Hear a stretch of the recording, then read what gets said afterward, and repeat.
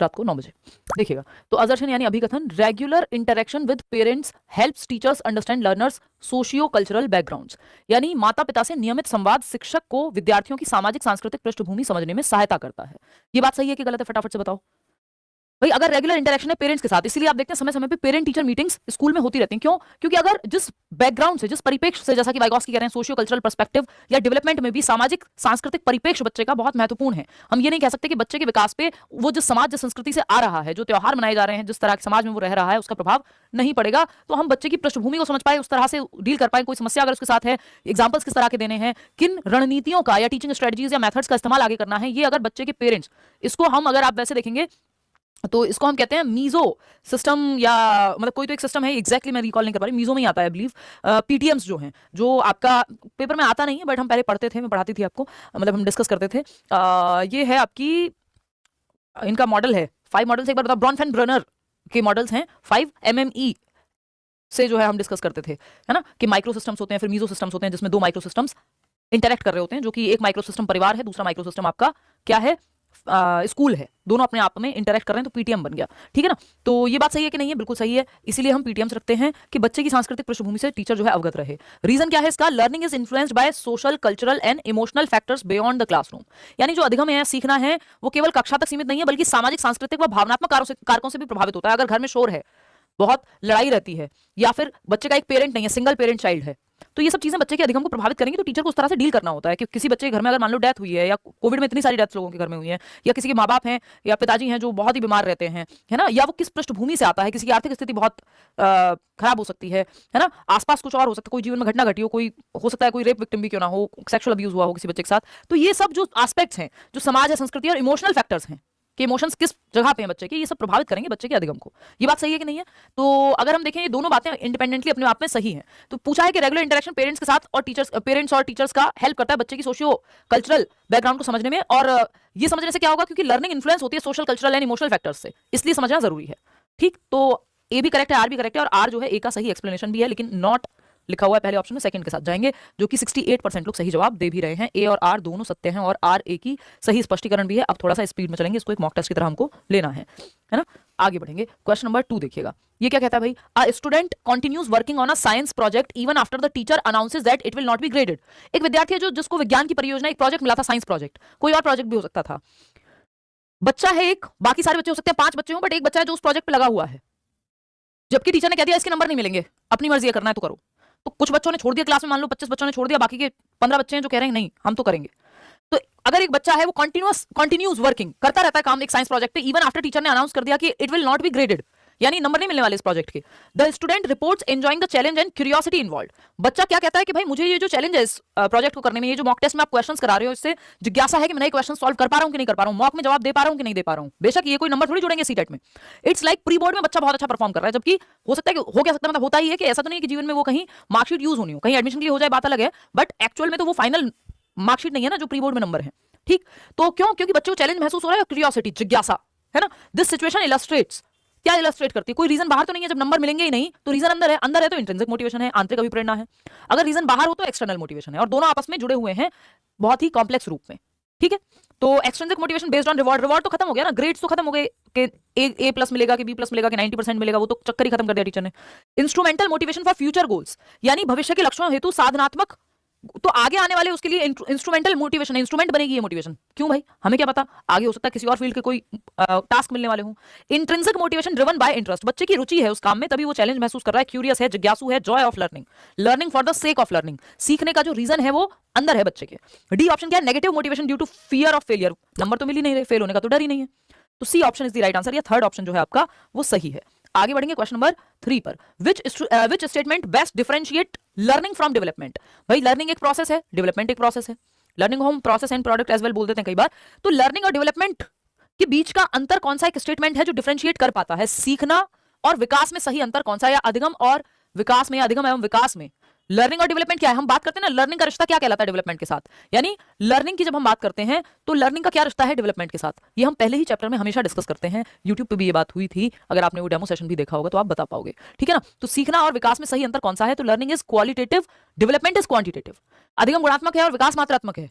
50% लोग A option कह रहे हैं सही, अटक गए आप, जबकि छोटा सा प्यारा सा क्वेश्चन है, गलत जवाब दे रहे हैं आप। किसने कह दिया लर्निंग क्वालिटेटिव ही होती है, क्वांटिटेटिवली नहीं हो सकती लर्निंग? हो सकती है भाई। आपने कल से कितना बेहतर आज आप भाग पाए, आपने रनिंग सीखी, और कल आपने 100 मीटर को कंप्लीट किया था 1 सेकंड में, 3 सेकंड में, व्हाटएवर। 1 किलोमीटर गए थे आप 2 मिनट में, 5 मिनट में, और कल गए थे 5 मिनट लगे थे आपको 1 किलोमीटर जाने में, आज आपने 2 मिनट में चले गए। तो क्या ये क्वांटिटी में मेजरेबल नहीं है? बिल्कुल मेजरेबल है। तो लर्निंग क्वांटिटेटिव भी हो सकती है, क्वालिटेटिव ही क्यों होगी? क्वालिटेटिव भी हो सकती है, but it can be quantitative as well. ठीक, तो मात्रात्मक भी हो सकती है, सिर्फ गुणात्मक होगी, ये किसने कह दिया? शाम 7 बजे के बाद ना आप पड़ोस के किसी भी घर में चले जाइए, आपको एक ही आवाज सुनाई देगी, बेटा तू पढ़ने बैठेगा। सिर्फ गुणात्मक होगी, ये किसने कह दिया? भाई मात्रा तो माप सकते हो ना, जब आपको नंबर मिल रहे हैं किसी चीज के, तो इसका मतलब लर्निंग को तो मापा तो जा सकता है। सारी चीजों को लर्निंग में मापा जा सकता है, ये जरूरी नहीं है। विकास मात्रात्मक है, ये भी कहना गलत हो जाएगा, क्योंकि विकास तो दोनों है, क्वालिटेटिव और क्वांटिटेटिव दोनों है। और अगर एक चूज करना पड़े तो हम गुणात्मक चूज करते हैं। समझ रहे हो? तो ऐसे गलत गलत जवाब दोगे कैसे चलेगा? Learning is a relatively permanent change due to experience. हाँ, ये लर्निंग की एक परिभाषा है, लेकिन ये लर्निंग की एकमात्र परिभाषा नहीं है कि अधिगम अनुभव के कारण होने वाला अपेक्षाकृत स्थायी परिवर्तन है। कि आपने इंग्लिश बोलना सीखा, एफर्ट किया, प्रैक्टिस किया, और आपके व्यवहार में परिवर्तन हो गया, अब आप इंग्लिश का जवाब इंग्लिश में दे देते हैं। या आपने साइकिल चलाना सीख लिया, व्यवहार में परिवर्तन है। अब वो वैसे वाला व्यवहार नहीं है कि वर्बल व्यवहार की बात नहीं हो रही है यहाँ, तो ये बात तो सही है, ये बिहेवियरिस्टिक व्यवहारवादी एक परिभाषा है। बट बाकी के ऑप्शंस भी देखेंगे। Development depends only on schooling, ये तो हम नहीं कह सकते कि लर्निंग या डेवलपमेंट सिर्फ स्कूलिंग पे बेस्ड है। तो जो स्कूल नहीं गया उसका विकास नहीं हुआ, फिर तो कबीरदास कभी कबीरदास नहीं होते, है ना। एल्बर्ट आइंस्टाइन, ये आपके थॉमस एल्वा एडिसन, जिनको स्कूल से निकाल दिया गया था, तो वो भी फिर कभी जो है खोज नहीं कर पाते।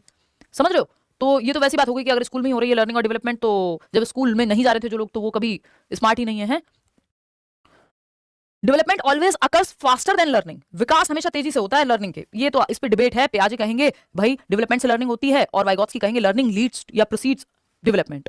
तो ये तो डिबेटेबल बात है। तो एक ही ऑप्शन है जो बिना डिबेट के यहाँ पे एक सिंपल डेफिनेशन है लर्निंग की, कि अधिगम अनुभव के कारण होने वाला व्यवहार में लगभग स्थायी परिवर्तन है। कि जब आपने कोई चीज सीख ली तो ऐसा नहीं आप कल भूल जाएंगे, एफर्ट और प्रैक्टिस करके। डेवलपमेंट में कुछ चीजें स्वतः होती हैं, और ये दोनों इंटर रिलेटेड हैं, इंटरडिपेंडेंट हैं, एक दूसरे को प्रभावित करते हैं। कि मैंने कुछ सीखा, मैंने भाषा सीखी एफर्ट और प्रैक्टिस करके, और भाषा जो है एक उम्र पे सीखी जाएगी, 6 महीने में तो नहीं सीख सकते हो आप, कितनी लैंग्वेज आएगी 6 महीने के बच्चे को। तो ये भाषा मेरा विकास में मदद देगी। दोनों इंटरडिपेंडेंट है, इंटर रिलेटेड है। तो second option is the right answer over here. Question number 4 देखेंगे, ये क्या कहता है? A teacher notices that a learner is unable to solve a word problem independently. यानी एक टीचर ये नोटिस करता है कि एक बच्चा है जिसको एक वर्ड प्रॉब्लम दी गई है। वो नहीं होते कि इतने सेब हैं एक टोकरी में, बचपन में जो आप मैथ्स में सवाल करते हो ना, वर्ड प्रॉब्लम्स दी जाती हैं। तो एक वर्ड प्रॉब्लम अगर बच्चे को दी गई है, इंडिपेंडेंटली उसको सॉल्व करने को कहा गया है, लेकिन वो कर नहीं पा रहा खुद से, है ना। However when the teacher provides guiding questions, जब गाइडिंग क्वेश्चंस टीचर जब संकेत देता है, गाइड करता है, examples and prompts, the learner gradually begins to solve similar problems on their own. बच्चा जो है खुद से स्वयं हल करने लगता है इस तरह की सिमिलर समस्याओं को, जब टीचर से उसे हिंट या क्यूज या जहां पे वो अटक रहा था उस तरह से मदद मिल जाती है। तो 89% लोग सही जवाब दे रहे हैं। Over time the teacher reduces support, धीरे धीरे टीचर सपोर्ट हटा लेता है जब वो अटकता नहीं है और खुद से करने लगता है काम को। According to Lev Vygotsky, this learning process most appropriately reflects, क्या दर्शाती है? Actual development. देखिए एक्चुअल डेवलपमेंट जो सो कॉल्ड हम कहते हैं, वो दर्शाता है कि जितना आप स्वयं से कर लेते हैं बिना मदद के। तो ये तो है नहीं कि बिना मदद के यहाँ काम हुआ हो। लर्निंग थ्रू क्रिटिसिज्म है। क्या है इनके लिए? ये क्रिटिसिज्म है। अटकी है क्या वीडियो? तो क्यों अटकी है ये? जब यहाँ से सब कैसे चल रहा है? ओके ठीक चल रहा है, तो आपने रिफ्रेश ही नहीं किया होगा, है ना। चल, अच्छा नहीं चल रहा। अरे यार हुआ क्या ये इशूज नहीं चाहिए यार हमें, है ना। चलो खैर अभी देखना। हाँ पता नहीं, यहाँ से तो सब ओके ही था। ये 60 FPS किया हुआ था। चलो खैर, तो मैंने एक्सप्लेन कर दिया, फिर से आपको बता देती हूँ कि यहाँ पे हिंट दे करके सिखाने की बात हुई है। मुझे लग रहा है आज शुरू से ही बफरिंग है। हिंट देख करके सिखाने की बात हुई है कि बच्चा जब इंडिपेंडेंटली कोई चीज़ करने लगेगा तो ये मदद आप हटा लेंगे। टीचर ने एनकरेज किया बच्चे को कि जो जवाब तुमने दिया उसको जस्टिफाई करो कि सही क्यों है। कोई जवाब सिर्फ सही जवाब नहीं देना है, सही जवाब है क्यों, वो इस पे चर्चा करने को टीचर ने कहा है। बात सही है? सही है कि नहीं है? सही है। अब अगर जब यहाँ पे जस्टिफाई करने को कह दिया, यानी अपने जवाब को जस्टिफाई करेगा बच्चा कि क्यों सही है। रिफ्लेक्ट ऑन देयर मिस्टेक्स, अपनी गलतियों पे रिफ्लेक्शन यानी चिंतन मनन करे। कंपेयर मल्टीपल सॉल्यूशन स्ट्रेटजीज, कितने तरीके हो सकते थे अलग अलग ढंग से कैसे उस सवाल को सॉल्व किया जा सकता था, इस बात पे चिंतन करे बच्चा। And build new understanding bye connecting concepts with prior knowledge, और एक नई अंडरस्टैंडिंग बनाए पुराने प्रीवियस ज्ञान को जोड़ते हुए। The teacher does not focus merely on correct answers but on the thinking process involved. अब टीचर जो है सिर्फ सही आंसर पे जोर नहीं दे रहा, वो सही क्यों है इस बात की थिंकिंग प्रोसेस पे जोर दे रहा है। इसका मतलब टीचर का ध्यान बच्चे की थिंकिंग जगाने पे है, क्रिटिकल थिंकिंग को विकसित करने की बात हो रही है।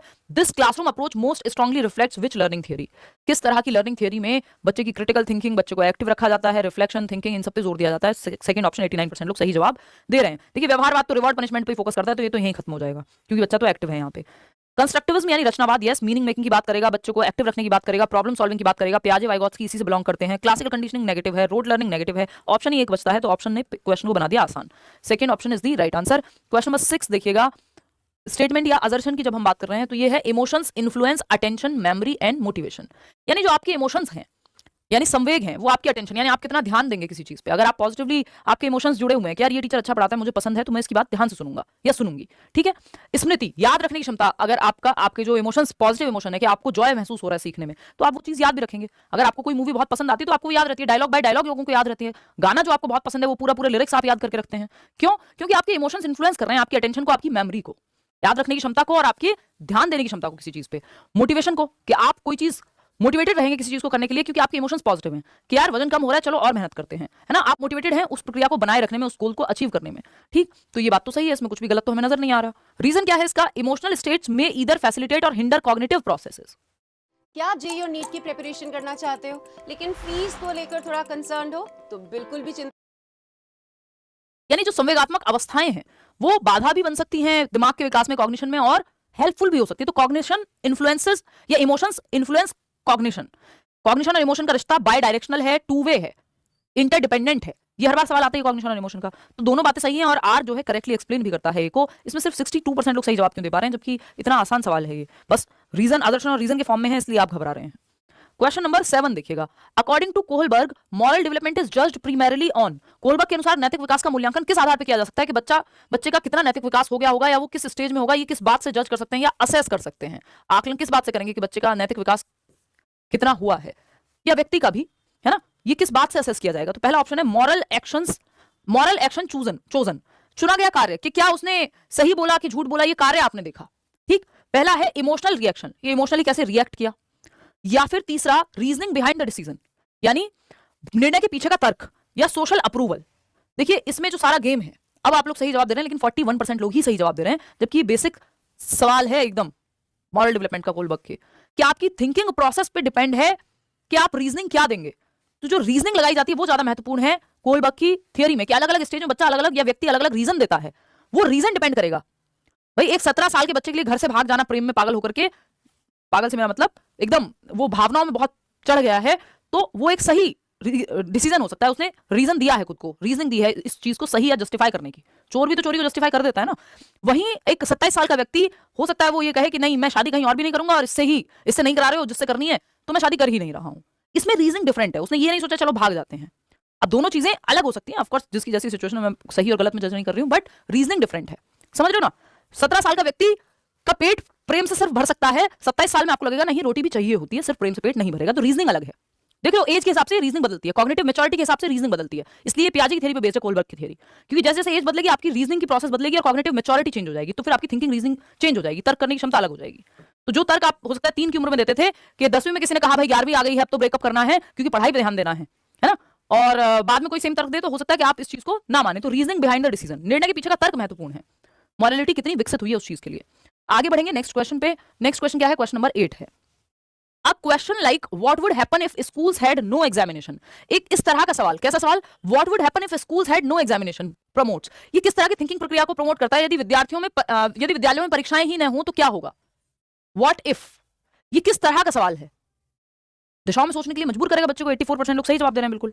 ये रिकॉल थोड़ी कि याद करके बता दोगे कि हाँ ये तो हमें बचपन से पढ़ाया जाता है कि स्कूल ही ना हो तो कैसा हो, तो हम कैसे पढ़ेंगे, ये सिलेबस में थोड़ी होता है आपके स्कूल टेक्स्ट बुक में, तो याद रखने की बात नहीं है। कन्वर्जेंट थिंकिंग, भाई ये तो दिशाओं में सोचने को कह रहा है, और कन्वर्जेंट थिंकिंग में उल्टा होता है कि एक क्वेश्चन है, जैसे कन्वर्जेंट थिंकिंग का उदाहरण है ये एमसीक्यू कि एक क्वेश्चन है, इससे 4 ऑप्शन है, 4 ऑप्शन से एक सही ऑप्शन पे आना है, तो ये सिकुड़ती हुई चिंतन प्रक्रिया होती है अभी सारी, है ना। तो यहाँ पे आपको दिशाओं में सोचना पड़ेगा कि अच्छा सोचो स्कूल ही ना हो दुनिया में तो बच्चे कैसे सीखेंगे, कैसी होगी दुनिया, सुबह उठ के स्कूल नहीं जाना पड़ेगा। कोई बच्चा कहेगा मैं तो बहुत खुश हो जाऊंगा, कोई बच्चा कहेगा मैं दादी नानी से सीख लूंगा, मैं अपने पापा जी से सीख लूंगा, मैं फलानी चीज सीखूंगा, मैं ये करूंगा। तो दिशाओं में सोचने की बात आएगी जब हम कहेंगे इस तरह का कि व्हाट इफ सिनेरियो हमने दे दिया कि बच्चा इमेजिन करेगा, अब दिशाओं में सोचेगा। तो ये डाइवर्जेंट थिंकिंग है, आउट ऑफ द बॉक्स सोचना है, लीक से हट के सोचना है। मेमोराइजेशन यानी याद करना, ये याद करने वाला सवाल थोड़ी है कि इसका कोई उत्तर पहले से रटा हुआ होगा किसी के पास। तो ये एनालिटिकल थिंकिंग भी लगेगी, इसमें बच्चा अलग अलग दिशाओं में सोचेगा, एनालिसिस करेगा, बाद में कंक्लूजन पहुंचने के लिए। क्वेश्चन नंबर 9 देखिएगा। स्टेटमेंट है treating all students identically does not ensure equity. यानी ये इंक्लूसिव एजुकेशन से सवाल है आपका कि आप सारे बच्चों को एक जैसा ही ट्रीट करते हैं, बराबरी, सभी विद्यार्थियों के साथ समान व्यवहार आप कर रहे हैं। तो सभी विद्यार्थियों के साथ समान व्यवहार करना समानता की गारंटी नहीं है या समता की गारंटी नहीं है, अगर मैं कहूं तो इक्विटी की गारंटी नहीं है। सब कोई कह रहा है मैं तो सोती रहूंगी, बहुत बढ़िया जी। तो यहां आ जाओ Kumbhakarna. Treating all students identically does not ensure equity, ये बात सही है कि गलत है? खुद बताओ भाई, ये बात जो है सही है एकदम, क्योंकि अगर आप सारे बच्चों को आइडेंटिकली एकदम सेम ट्रीट कर रहे हो कि एक बच्चा है जो व्हील चेयर पे आता है उसको भी आप सेम ट्रीटमेंट, एक बच्चा जो गिफ्टेड है उसको भी सेम ही सवाल देते हो, एक बच्चा है जो बेचारा बहुत धीमे सीखता है उसको भी सेम ही सवाल देते हो। सबको पूरी तरह से सेम ट्रीट करना इक्विटी नहीं है, नीड के हिसाब से ट्रीट करना इक्विटी है। समझ रहे हो कि एक बच्चा है जो विजुअली इंपेयर्ड है, जिसको देखने में समस्या है, उसको आगे बिठाओगे, उसमें इक्वालिटी नहीं लगेगी कि सारे बच्चे इक्वल हैं तुम भी पीछे बैठो, है ना, हर बच्चे को पीछे बैठना चाहिए या सारे बच्चे कहीं भी बैठ सकते हैं। वो फिर आपको इक्विटी नीड के हिसाब से देखना पड़ेगा। या रिजर्वेशन की जब हम बात कर रहे हैं फीमेल्स के लिए कितनी जॉब्स में है, तो वो इक्विटी बेस्ड है, इक्वालिटी नहीं। इक्वालिटी की बात जब करोगे जब दोनों बराबर तो खड़े हो, एक अगर पहले से ही नीचे है, महिलाओं को अगर बढ़ावा दिया ही नहीं गया तो पहले उनको ऊपर लाया जाएगा ना। तो जो मेंस्ट्रुअल लीव्स हैं या फिर जो आपकी मैटरनिटी लीव्स हैं वो इक्विटी बेस्ड हैं। रीजन क्या है इसका? लर्नर्स डिफर इन एबिलिटीज, बच्चे क्षमताओं में अलग होते हैं, अनुभवों में अलग होते हैं और बैकग्राउंड्स में अलग होते हैं। तो आपको वो सब ध्यान में रखना है। इसलिए हम ये नहीं कह सकते सभी बच्चों को बिल्कुल आइडेंटिकल, यानी देखिए इसका मतलब ये नहीं कि आप बराबर अवसर ना दें, इसका मतलब ये एकदम आइडेंटिकल मतलब सेम व्यवहार डिट्टो सेम सबके लिए। आपको मेथड में चेंज या एडजस्टमेंट करना पड़ेगा, बच्चे के हिसाब से, बच्चे के अकॉर्डिंग एकोमोडेट करना पड़ेगा सिस्टम को, ठीक है ना।